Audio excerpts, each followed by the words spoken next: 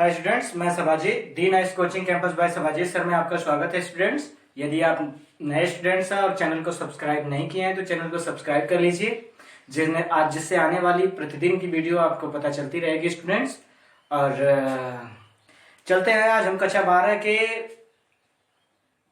पहले खंड विद्युत का दूसरा लेसन स्टार्ट करता हूं स्टूडेंट्स, जिसका नाम है विद्युतीय फ्लक्स एवं गॉस प्रमेय। ठीक है स्टूडेंट्स, तो फिजिक्स में एक मैटर और आता है कि जब भी फिजिक्स को हम हल करने जाते हैं हमें अवकलन और समाकलन की आवश्यकता पड़ती है स्टूडेंट्स। ठीक है, तो इस लेसन को स्टार्ट करने से पहले से थोड़ा सा अवकलन और समाकलन के से आपको परिचित करा देता हूं स्टूडेंट्स। और अवकलन समाकलन से देखिए, जब भी हमें इस बड़े मान को, ठीक है, छोटे से बड़ा मान प्राप्त करना होगा स्टूडेंट्स, हमेशा ध्यान रखेंगे पॉइंट्स नंबर 1 में, जब छोटे मान से बड़ा मान प्राप्त करेंगे। ठीक है स्टूडेंट्स, बड़ा मान प्राप्त करेंगे स्टूडेंट्स के लिए। ठीक है स्टूडेंट्स, तब इसके लिए हम समाकलन करते हैं, समाकलन। ठीक है स्टूडेंट्स, समाकलन करते हैं। और समाकलन करने की स्थिति में स्टूडेंट्स हम एक बात और आपको बताते हैं कि पॉइंट समाकलन देखिए करने की लगभग फिजिक्स के अंतर्गत 3 परिस्थितियां आएंगी, जिन तीनों परिस्थितियों से आप समाकलन करना बिल्कुल अच्छे से जान जाएंगे स्टूडेंट्स। तो चलते हैं हम समाकलन के बारे में। पॉइंट नंबर 1 में आते हैं। अगर आपको दिया है समाकलन या इंटीग्रेशन ऑफ यक्स डीएक्स या समाकलन ऑफ डीएक्स केवल दिया है स्टूडेंट्स। अगर बोल दिया कि इसका समाकलन करना, यानी dx छोटा मान है, जब इसका समाकलन करेंगे तो बड़ा मान प्राप्त होगा, और जब इसका समाकलन करेंगे तो स्टूडेंट्स हमें यक्ष प्राप्त होगा, यक्ष प्लस सी। लेकिन ये वाली सी वाली बात स्टूडेंट्स हम मैथ के भाषा में रखते हैं, फिजिक्स के भाषा में बस हम इसे ऐसे, फिजिक्स के अंतर्गत हम यक्ष dx का जब समाकलन करेंगे तो बराबर केवल यक्ष लिख देंगे स्टूडेंट्स। पॉइंट नंबर 2 में आते हैं। अगर यही समाकलन घात के रूप में होता है स्टूडेंट्स, जैसे इंटीग्रेशन आप समाकलन आप यक्स डीएक्स करते हैं, तो यक्स पे एक घात छुपी हुई है स्टूडेंट्स। तो जब यक्स की घात छुपी हुई है तब स्टूडेंट्स देखिए इसके लिए हम सूत्र का प्रयोग करते हैं, और सूत्र होता है समाकलन यक्स के घाते यन डीएक्स। अगर है तब इसके लिए सूत्र आता है यक्स के घाते यन प्लस 1 बटे यन प्लस 1। अब प्लस सी आता है स्टूडेंट्स, लेकिन फिजिक्स की भाषा में हम इसे हटा देंगे स्टूडेंट्स। तो अब फिजिक्स में आएंगे तो तब इसका समाकलन करते हैं इंटीग्रेशन ऑफ यक्स डीएक्स, तब ये हो जाएगा स्टूडेंट्स। जब इसे आगे बढ़ाएंगे तो ये यक्स एक घात है तो 1 लिख के प्लस 1 बटे 1 प्लस 1 इक्वल टू हो जाएगा यक्स स्क्वायर बाई 2। ठीक है स्टूडेंट्स, यक्स स्क्वायर बाई 2 हो जाएगा और प्लस सी हो जाएगा। लेकिन हम सी वाले मैटर को बताया कि हटा देंगे, यानी हम लिख देंगे 1/2 एक्स स्क्वायर। ठीक है स्टूडेंट्स, अब ये इसका समाकलन हो जाएगा। वीडियो को एक बार 2 बार अच्छे से देख लीजिएगा। अगर ये तीनों बातें आ जाती हैं तो जहां भी फिजिक्स में समाकलन आएगा वो आपको क्लियर हो जाएगा। एक उदाहरण और इसका ही उदाहरण हम बता देते हैं, एक और, जिसे यक्स के जगह पे तीसरा वाले प्रोसेस में हम बता दे रहे हैं स्टूडेंट्स। जैसे integration of x square dx कर दिए, यानी एक घात और बढ़ा दिए, तब हमारा हो जाएगा स्टूडेंट्स। अब देखिए यक्स स्क्वायर है तो यहाँ पे हो जाएगा 2 प्लस 1, देखिए n प्लस 1, यानी यहाँ पे n का मान 2 हो गया, यहाँ पे 1 था, देखिए तो 1 प्लस 1 लिखे थे, तो अब यहाँ पे 2 प्लस 1 और यहाँ पे 2 प्लस 1 और ये प्लस सी। ठीक है स्टूडेंट, तो सी वाले मान को हटा देंगे, यानी अब integration of x square dx का मान हमें प्राप्त हो जाएगा।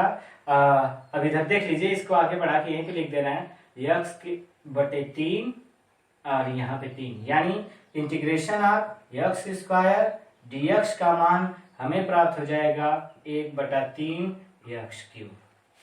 ठीक है, प्लस सी भी होता है लेकिन मैथ के लिए लिखते हैं। अब चौथा वाला आ जाते हैं। चौथा वाला आएगा निश्चित समाकलन के अंतर्गत स्टूडेंट, जिसमें निश्चित मान दिया रहेगा।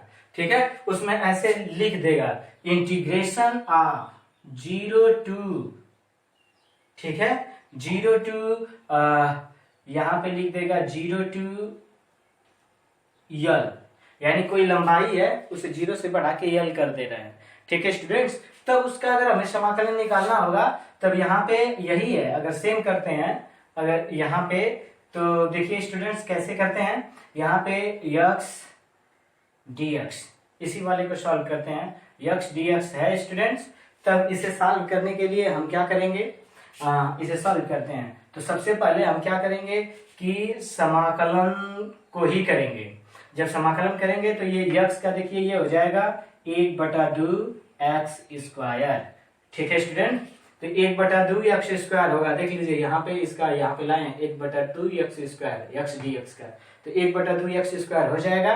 या आपकी भाषा में पूरा जैसे है वैसे सॉल्व करता हूं तो ये हो जाएगा यक्स पे 1+1 बटे, ठीक है 1+1, ठीक है। और इस पे लिमिट लगाना अनिवार्य है स्टूडेंट्स, 0 to L, ठीक है। और dx यहाँ पे c कर देंगे स्टूडेंट्स, तब ये हो जाएगा यक्स स्क्वायर बटे 2। तो अब इसे अगर आगे बढ़ाना है तो हम यहाँ पे लिख सकते हैं स्टूडेंट्स 1/2 कामा कर लिए 1/2 कामा हो जाएगा, तो ये हो जाएगा x square lower limit upper limit, यानी छोटा मान बड़ा मान। ठीक है स्टूडेंट्स, तो अब यहाँ पे यानी इंटीग्रेशन ऑफ 0 to L, ठीक है, यक्स dx का निश्चित समाकलन से अगर हम मान निकालेंगे तो पूरा आ जाएगा 1/2। अब इसको हल करने का upper limit minus lower limit students होता है मान, यानी ब्रैकेट्स में अपर लिमिट का मतलब यक्स की जगह यल हो जाएगा L स्क्वायर माइनस 0 का स्क्वायर। ठीक है स्टूडेंट्स, यानी अब नीचे मान हो जाएगा 1/2 L स्क्वायर। ठीक है, किसका समाकलन है, integration 0 to L x dx का। ठीक है स्टूडेंट्स, और बात को अच्छे से समझने के लिए आप वीडियो को एक बार दो बार और सुन लीजिएगा स्टूडेंट्स। ठीक है, और ये पूरा मान जब आपको समझ में आ जाएगा तो फिजिक्स में इसका उपयोग पड़ेगा। शॉर्ट स्क्रीन इसे मार लीजिए स्टूडेंट्स, और उम्मीद करते हैं कि ये शॉर्ट स्क्रीन हो गया होगा। और आप जब इसे समझ लेंगे तो फिजिक्स में जहां भी आपको समाकलन करने की जरूरत पड़ेगी समाकलन हो जाएगा स्टूडेंट्स। और अगर जब छोटे मान से बड़े मान को हम प्राप्त कर रहे हैं तब समाकलन करते हैं, और इसी तरह से स्टूडेंट्स अगर हमें बड़े मान से छोटा प्राप्त करना होगा तो हम अवकलन कर देंगे। जब आवश्यकता पड़ेगी तो अवकलन के मान को भी हम स्टूडेंट्स आपको बता देंगे। तब तक के लिए हम चलते हैं पहले वाले लेसन में स्टूडेंट्स। और पहले वाले लेसन में हम क्या करेंगे स्टूडेंट्स कि शॉर्ट स्क्रीन आपका हो गया होगा, ठीक है, और शॉर्ट स्क्रीन होने के पश्चात अब इसे मिटाते हैं स्टूडेंट्स, या आप वीडियो को रोक करके इसे उतार लीजिएगा स्टूडेंट्स अगर आप शॉर्ट स्क्रीन नहीं मार पाते हो तो। अब इसके पश्चात स्टूडेंट्स आते हैं और जानते हैं कि विद्युत फ्लक्स एवं गॉस प्रमेय है स्टूडेंट्स, दूसरा लेसन है फिजिक्स के विद्युत का। तो इसमें सबसे पहले विद्युत फ्लक्स के बारे में बताया स्टूडेंट्स। तो विद्युत फ्लक्स के बारे में जब हमें जानना होगा स्टूडेंट्स तो सबसे पहले विद्युत फ्लक्स को समझने के लिए हमें विद्युत बल रेखाओं की आवश्यकता पड़ेगी स्टूडेंट्स। तो यहाँ पे हम फिगर में बनाते हैं विद्युत बल रेखाएं, और एक काल्पनिक पृष्ठ की आवश्यकता पड़ेगी स्टूडेंट्स। तो ये देखिए विद्युत बल रेखाएं हैं, और हाँ अब यहाँ पे देखिए स्टूडेंट्स ये विद्युत बल रेखाएं, ठीक है।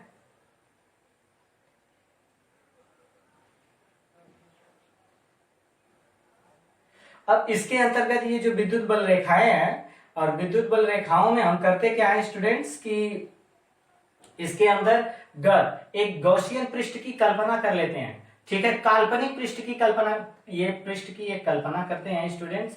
ये हमारा पृष्ठ हो गया, ठीक है स्टूडेंट्स। तो अब ये देखिए विद्युत बल रेखाएं हैं, अब इधर ये विद्युत बल रेखाएं हैं स्टूडेंट्स, ठीक है। ये पृष्ठ की हमने कल्पना कर ली, और इस पृष्ठ में स्टूडेंट्स विद्युत बल रेखाएं,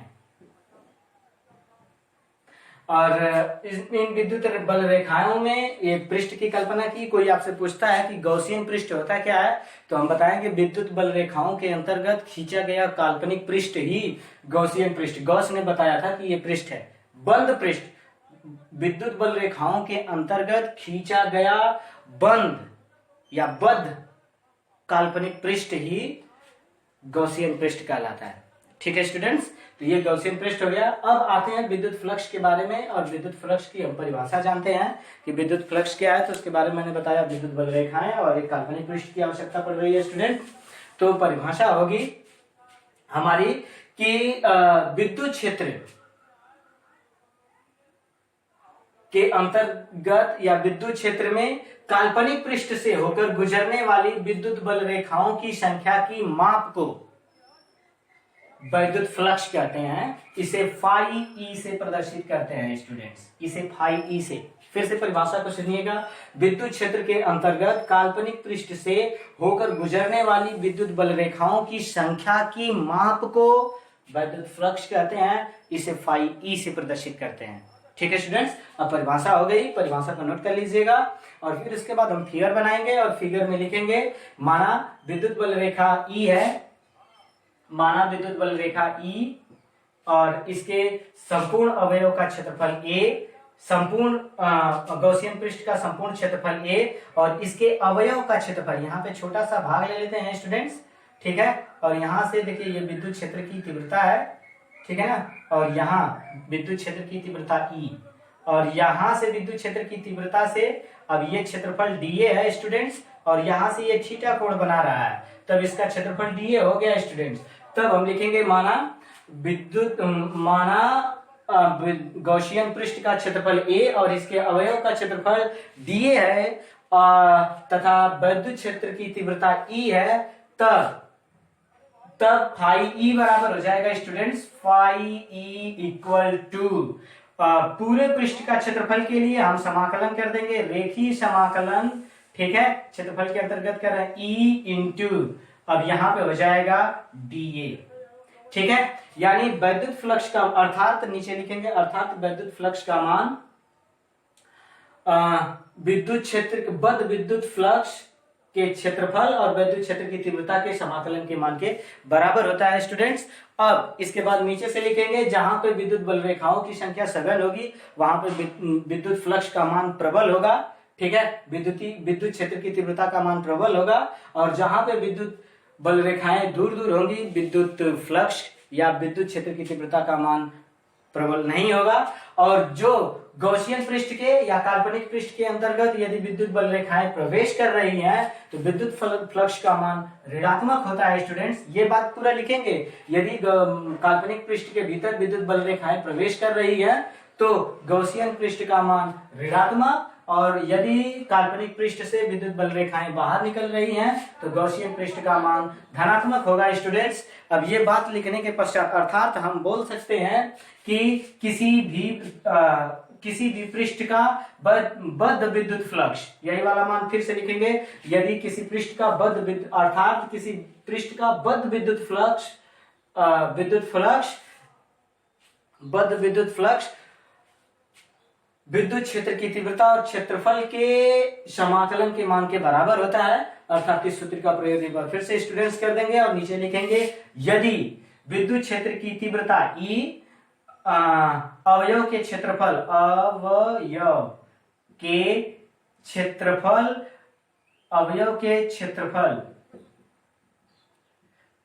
डेल्टा ए से थीटा कोण बना रहा है, थीटा कोण बनाता है, तब देखिए स्टूडेंट्स, थीटा कोण बनाता है, तब यहाँ पे विद्युत क्षेत्र की तीव्रता जब 36 घटक होता है तो cos थीटा लिखते हैं, बना रहा है, तब विद्युत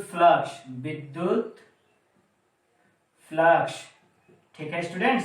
तब यहाँ पे लिखेंगे फाई ई इक्वल टू, ठीक है, संपूर्ण समाकलन के मान के बराबर होगा, यहाँ पे रेखीय समाकलन ए बना देंगे स्टूडेंट्स, और यहाँ पे ई, ठीक है, इसके साथ cos थीटा लेते हैं, 36 घटक है, इंटू डी ए, ठीक है स्टूडेंट्स, ये डी ए हो जाएगा। अब जब समाकलन करना होगा तो एक बात फाई ई इक्वल टू, ठीक है, ये अवयव का क्षेत्रफल यहाँ पे छोटा मान रहा, अब हम पूरा मान निकाल देंगे स्टूडेंट्स। जब हम पूरा मान निकालेंगे तो अब यहाँ पे देखिए integration of E cos theta, ठीक है स्टूडेंट्स, cos थीटा को हम अलग कर लेते हैं, यहाँ पे रेखीय समाकलन ए डी ए हो जाएगा स्टूडेंट्स। और मैंने अभी आपको बताया समाकलन समाकलन of D X equal to students बताया कि यक्स होगा। तब यहाँ पे स्टूडेंट्स समाकलन डी ए इक्वल टू का हो जाएगा ए, यानी phi E equal to E A cos theta. ये हो गया विद्युत फ्लक्स का मान स्टूडेंट्स। अब देखिए ये हमें प्रूव करके दिया गया, ठीक है। अब इसके बाद यदि विद्युत क्षेत्र की तीव्रता समान है, ठीक है स्टूडेंट्स, तब क्षेत्रफल भी समान होगा। और यदि अब इसके बाद स्टूडेंट्स हमें जरूरत पड़ेगी तो अब आगे हम लिखेंगे यदि विद्युत क्षेत्र की तीव्रता, यदि विद्युत क्षेत्र की तीव्रता असमान है, यदि विद्युत क्षेत्र की तीव्रता असमान है तब, या यदि विद्युतीय क्षेत्र असमान है, यानी जो विद्युत बल रेखाएं हैं और विद्युतीय क्षेत्र असमान है, विद्युतीय क्षेत्र यदि, सॉरी स्टूडेंट्स हम फिर से लिख दे रहे हैं, यदि, ठीक है स्टूडेंट्स, यदि विद्युतीय क्षेत्र असमान है, यदि विद्युतीय पृष्ठ पर, यदि विद्युतीय क्षेत्र पृष्ठ पर असमान है तब, ठीक है, तब विद्युतीय क्षेत्र की तीव्रता, तब विद्युतीय क्षेत्र की तीव्रता, ठीक है स्टूडेंट्स। अब विद्युतीय क्षेत्र की तीव्रता की बात करेंगे तो ये हमारा विद्युतीय क्षेत्र के अंतर्गत गॉसियन पृष्ठ है स्टूडेंट्स। इसमें क्या हो जाएगा कि कई भाग हो जाएगा स्टूडेंट्स।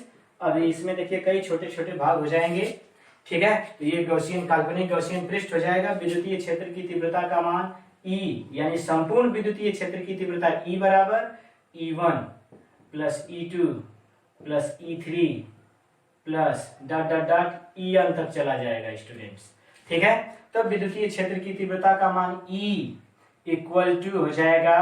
अब हम विद्युतीय क्षेत्र, सॉरी स्टूडेंट्स एक बात मुझसे मिस्टेक हो गई, यहाँ पे विद्युतीय क्षेत्र की तीव्रताएं बदल जाएंगी, E equal to E1 E2 E3 हो जाएंगी। तब हम विद्युतीय फ्लक्स, अब यहाँ पे लिखेंगे तब विद्युत फ्लक्स, और क्षेत्रफल भी S1 S2 हो जाएगा स्टूडेंट्स, ठीक है। तब फ्लक्स, तब स्टूडेंट्स हो जाएगा phi E equal to E1 हो जाएगा students E1 into DA1 plus E2 DA2 E3 into DA3 plus dot dot dot EN DAN हो जाएगा स्टूडेंट्स, ठीक है। विद्युत फ्लक्स फाई E बराबर। अब स्टूडेंट्स हमारा पैटर्न आता है। अब इसे जब पूरा कर लिए तो आप इसे शॉर्ट स्क्रीन मार सकते हैं, मेरी बात को नोट करके फिगर को बना लीजिएगा। और अब फिगर बनाने के बाद स्टूडेंट्स ये हो जाएगा। अब इसके बाद हमारा पैटर्न आता है स्टूडेंट्स की विद्युतीय फ्लक्स जो हमने निकाल लिया है, अब इसका मात्रक निकाल लें, बीमा निकाल लें स्टूडेंट्स। तो ये पूरा मान शॉर्ट स्क्रीन कर लीजिएगा स्टूडेंट्स, और आपका शॉर्ट स्क्रीन हो गया होगा। हम आगे चलते हैं और इसे विद्युत फ्लक्स का सूत्र निकाल, मात्रक, बीमा, ये सब निकालते हैं स्टूडेंट्स कि इसका मात्रक क्या होगा, इसकी बीमा क्या होगी, ठीक है स्टूडेंट्स। तो दोनों सूत्रों को नोट कर लीजिएगा स्टूडेंट्स। अब देखिए सूत्र की आवश्यकता पड़ेगी मात्रक और बीमा निकालने के लिए, तो अब लिखेंगे मात्रक या विद्युत फ्लक्स का मात्रक, ठीक है स्टूडेंट्स। तो हमारा फाई ई बराबर, अब ई का मात्रक गुणते ए का मात्रक, और यदि कोण बना रहा है तो स्टूडेंट्स आप जानते हैं कोण का मात्रक नहीं होता है, तब यहां पे हो जाएगा फाई ई बराबर, ई का मात्रक होता है न्यूटन प्रति कूलाम, प्रति यहाँ पे बटे पे लिख देंगे न्यूटन बटे कूलाम, और इसका मात्रक होता है गुणे मीटर स्क्वायर। ठीक है, तब हमारा मात्रक हो गया फाई ई का न्यूटन मीटर स्क्वायर प्रति कूलाम। ठीक है स्टूडेंट्स, ये आ गया मात्रक, इसे नोट करिएगा स्टूडेंट्स। अब आते हैं इसके बाद इसकी बीमा निकालते हैं स्टूडेंट्स, बीमा। अब जब बीमा निकालेंगे स्टूडेंट्स तो यहाँ पे फाई ई बराबर, अब मात्रक से ही बीमा निकालते हैं स्टूडेंट्स, तो यहाँ पे न्यूटन है, तो न्यूटन का की बीमा मैंने आपको बता दिया यम यल टी पे पावर -2। ठीक है स्टूडेंट्स, इंटू मीटर स्क्वायर, तो मीटर का हो जाएगा स्टूडेंट्स यल स्क्वायर। ठीक है, प्रति कूलाम, कूलाम का होता है 80। ठीक है स्टूडेंट्स, अब आते हैं यम रहेगा यल, यहाँ पे एक यल, यहाँ पे 2 यल, गुणा करते समय घात जुड़ता है तो यल क्यूब हो जाएगा स्टूडेंट्स। टी देखिए ऊपर जाएगा, ये 2 ठो है और माइनस में हो जाएगा तो 3 हो जाएगा, टी पे पावर -3। ए ऊपर जाएगा तो एक घात है, इनवर्स में बदल जाएगा। ठीक है स्टूडेंट्स, तो ये रही इसकी बीमा, यानी आप इसे बीमा को फाई ई बराबर यम यल क्यूब टी पे पावर -3 ए इनवर्स। ठीक है स्टूडेंट्स, ये आपकी बीमा रही। अब इसके बाद एक बात का और ध्यान रखिएगा, इसका यमकेएस पद्धति में, ये तो एसआई पद्धति में मात्रक हुआ स्टूडेंट्स, यमकेएस पद्धति में इसका मात्रक पूछेगा तो आप यहीं से बता सकते हैं स्टूडेंट्स। ठीक है, आप बीमा को भी देखिए यहीं से बता सकते हैं, किलोग्राम मीटर क्यूब। ठीक है, सेकेंड क्यूब या सेकेंड पे -3 घात, और यहाँ पे लिख देंगे मतलब इसकी निकाल देते हैं यम के यस पद्धति में। ठीक है, फाई ई मतलब विद्युत फ्लक्स का मात्रक। ठीक है स्टूडेंट्स, हो जाएगा किग्रा into meter cube into second -3 घात। ठीक है, और सेकेंड पे -3 घात, और फिर उसके बाद स्टूडेंट्स ए है एम्पियर, तो यहाँ पे लिख देंगे एम्पियर, एम्पियर इनवर्स। ठीक है, और नोट में एक बात जरूर लिख देंगे, जो विद्युत फ्लक्स है यह अदिश राशि है। ठीक है, फाई ई अदिश राशि है। ठीक है स्टूडेंट्स, इतनी बातों को आप नोट कर लीजिए, शॉर्ट स्क्रीन मार लीजिए स्टूडेंट्स, तब हम इसके विवरण में आते हैं और इसकी विशेष परिस्थितियों को बताते हैं स्टूडेंट्स। शॉर्ट स्क्रीन मार लीजिए।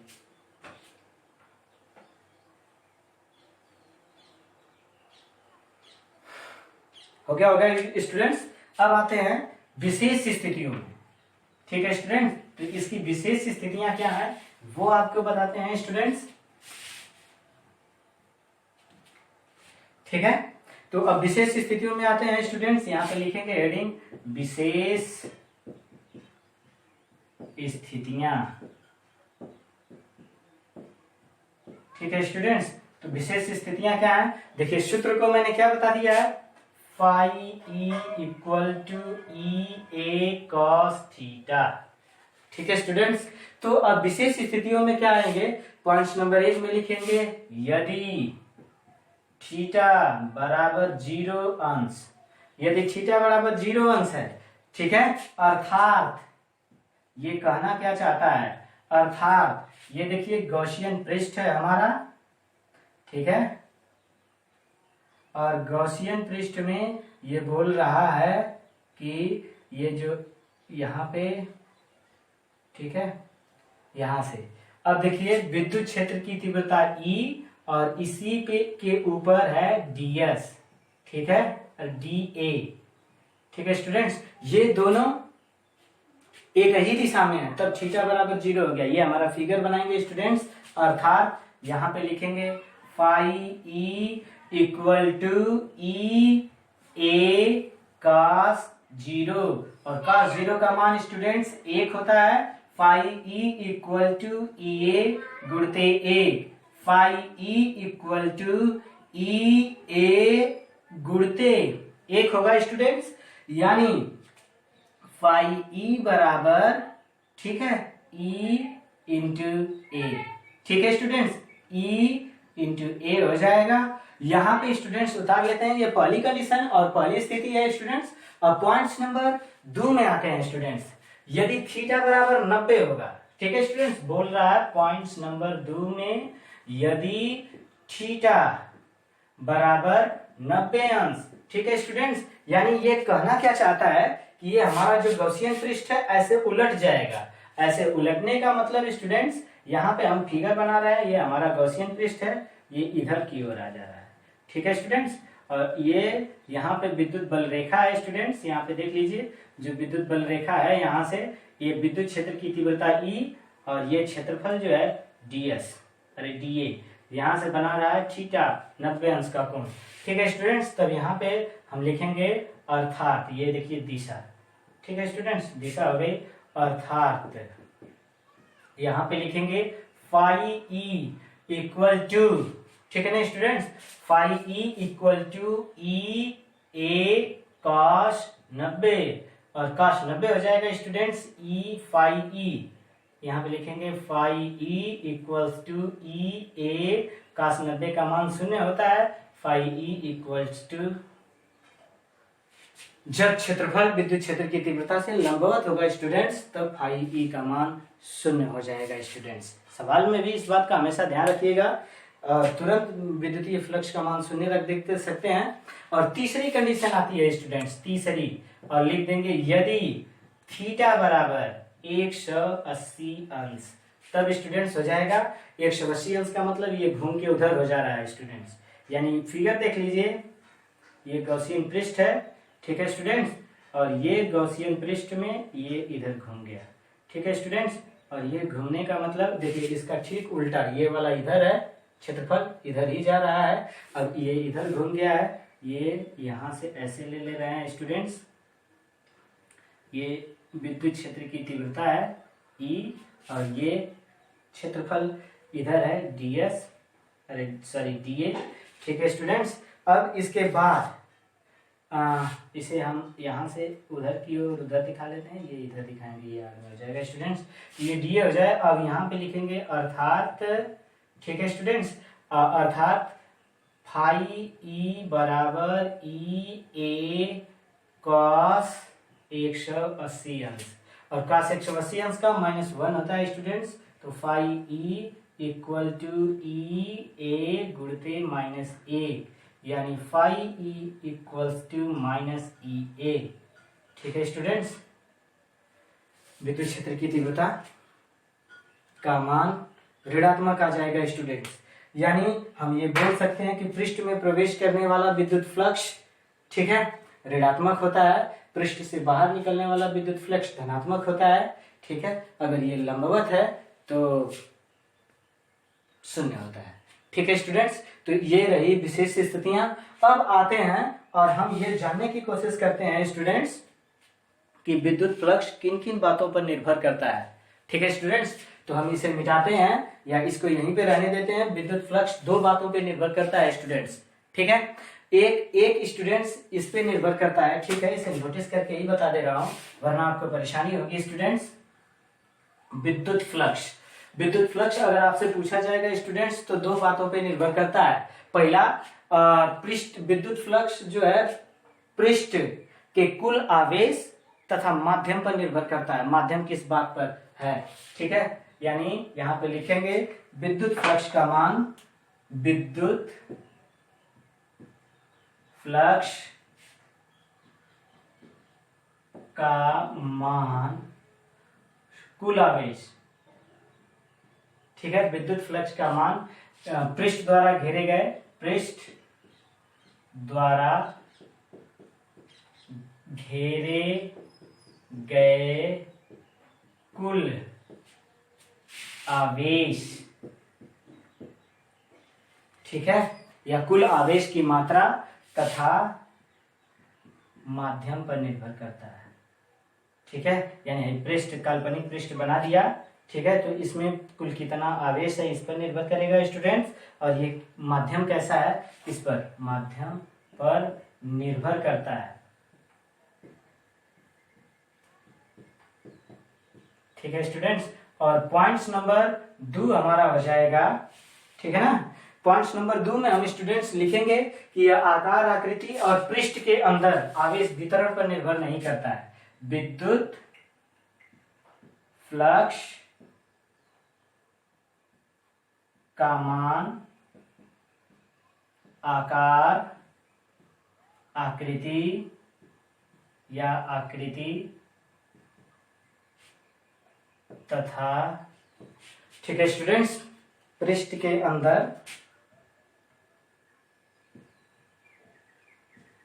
पृष्ठ के अंदर, ठीक है, पृष्ठ के अंदर आवेश पर निर्भर नहीं करता। आवेश वितरण पर निर्भर नहीं करता।